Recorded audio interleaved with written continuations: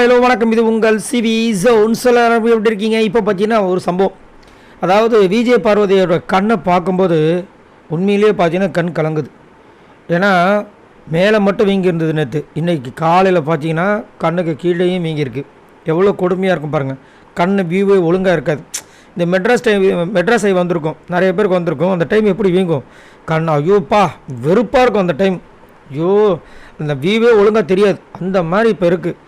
இதில் டாஸ்க் பண்ணணும், மேக்கப் பண்ணி ஒழுங்காக மக்கள்கிட்ட ப்ரொஜெக்ட் ஆகணும், எவ்வளோ விஷயங்கள் இருக்குது. ஆனால் எல்லாமே போச்சு ஒரே ஒரு டாஸ்கில். அந்த முரட்டுத்தனமாக சபரி பண்ண விஷயத்தால் இப்போ இவ்வளோ விஷயங்கள் நடந்துச்சு. இதுக்கு யாரோ குரல் கொடுத்தாங்களான்னு கேட்டிங்கன்னா கிடையவே கிடையாது. ஆனால் கிண்டல் அடிக்கிறாங்க. திடீர்னு பார்த்தா நைட்டு வந்துட்டு விக்ரம் என்ன பண்ணுறாரு, அந்த பொண்ணு அடிபட்டு அழுவும் போது எனக்கு அதை பார்த்து லிட்டரலாக சிரிப்பு வந்துருச்சுன்றாரு. கனி அது கரெக்டு தான் அப்படின்றாங்க.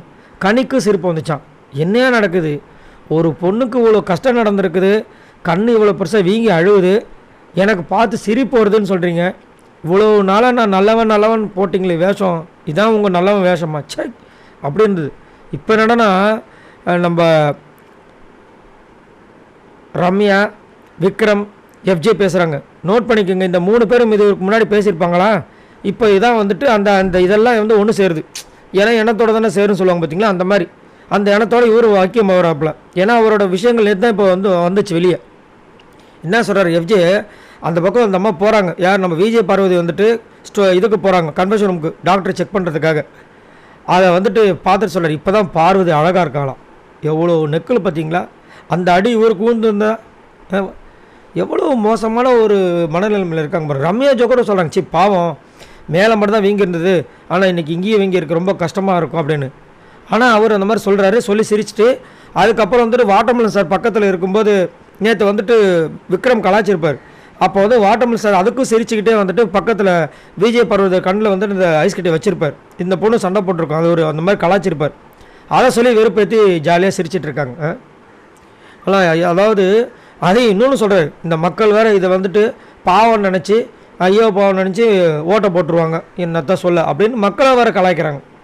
ஏண்டா டேய், நீங்கள் உள்ளே வந்துட்டு பண்ணுற அட்டுவயத்துக்கே வந்துட்டு ஒரு சில பேர் உனக்கு சப்போர்ட் பண்ணும்போது இந்த மாதிரி இருந்துச்சுன்னா சப்போர்ட் பண்ண மாட்டாங்களா அப்படின்ற மாதிரி இருந்துச்சு.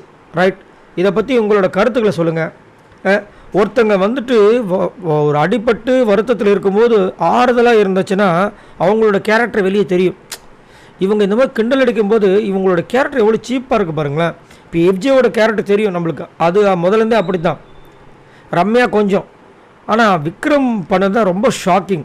இவ்வளோ மோசமாக, அதுவும் நைட்டு இவ்வளோ சிரித்து பேசின விஷயங்கள்லாம் பார்க்கும் பா சக் அப்படின்றது. எவ்வளோ அழகாக நம்மளெல்லாம் ஏமாற்றிருக்காங்கள பிக் பாஸு, நம்மளை, அப்புறம் விஜய் சேதுபதி அவர்களை. சூப்பர். இதை பற்றி உங்களோட கருத்துக்களை சொல்லுங்கள் பாய் நண்பர்களே.